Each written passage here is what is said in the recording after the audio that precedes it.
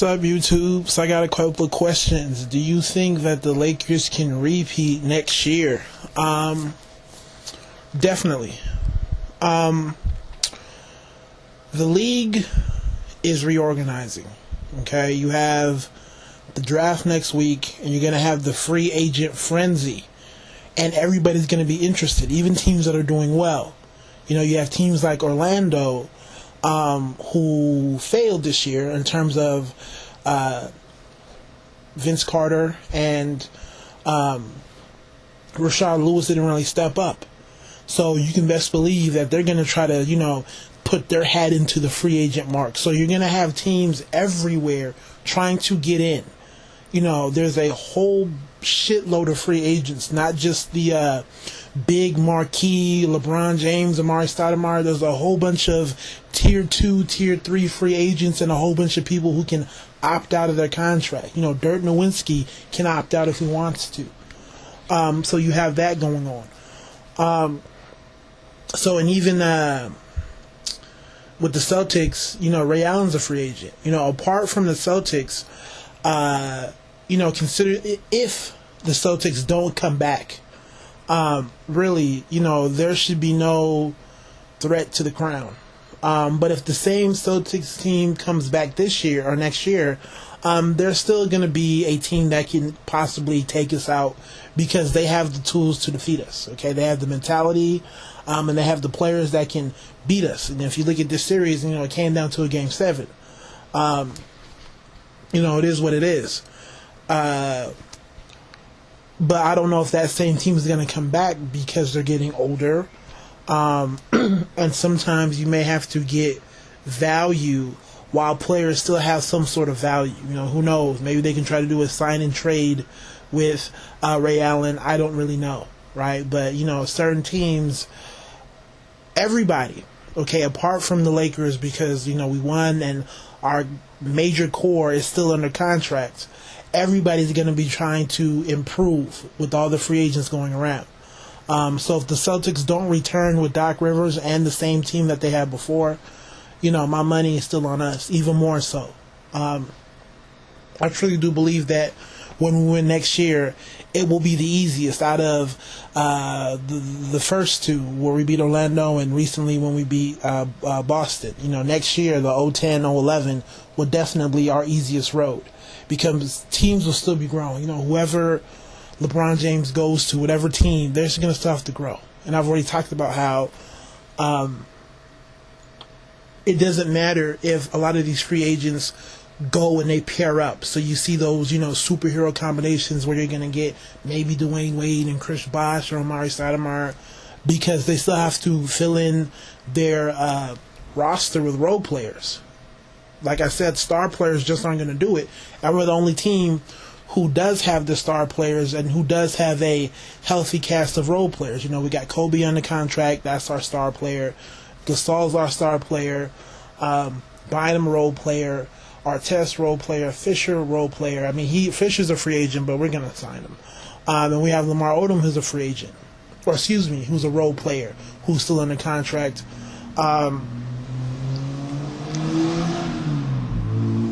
Brown can opt out, Shannon Brown, and Jordan Farmer, I believe, is a free agent as well. So for the most part, out of our 8-man rotation, 2 of them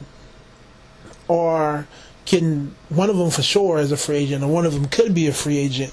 So our core is still there. Whereas other teams, even if you do get the star players together, you still have to get role players. And like I said before, that's hard. You have star players, role players, and bench warmers. You can get bench warmers for cheap, but role players, that's what makes it difficult because you have to pay a role player anywhere from $5 to $8 million, and that's hard to do in terms of salary cap.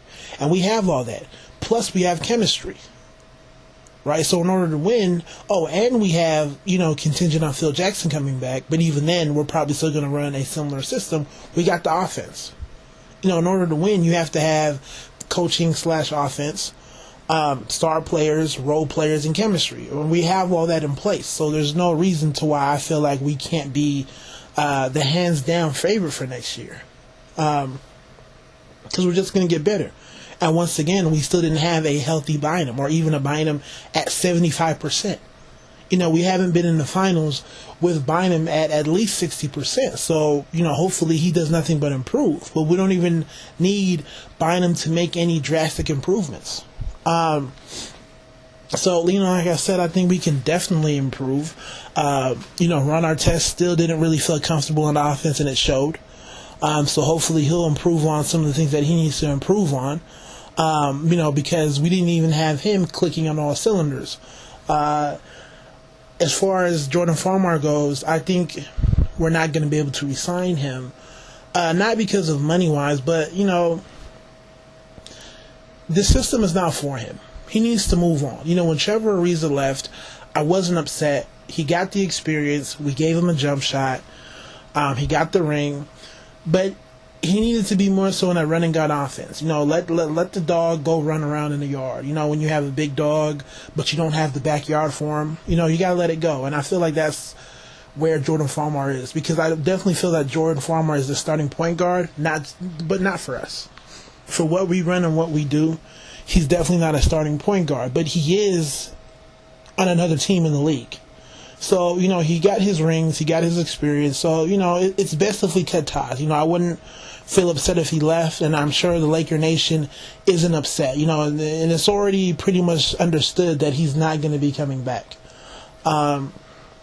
Shannon Brown, he's a restricted free agent. I'm not sure who's going to go after him, because he definitely has a unique skill set. Is he a starting point guard? Of course not. Is he a starting two? No, but he's definitely that definite sixth man, seventh man. So, yeah, I do feel like teams may come after him. So, I want him to stay, but honestly, he may be a player we lose simply because another team will offer him more. We're in a very tight financial situation, and I believe we're paying him $2 million. I believe he signed a 2-year, $2 million contract. And I'm sure some team will say, hey, we can give you 4 or we can give you 5.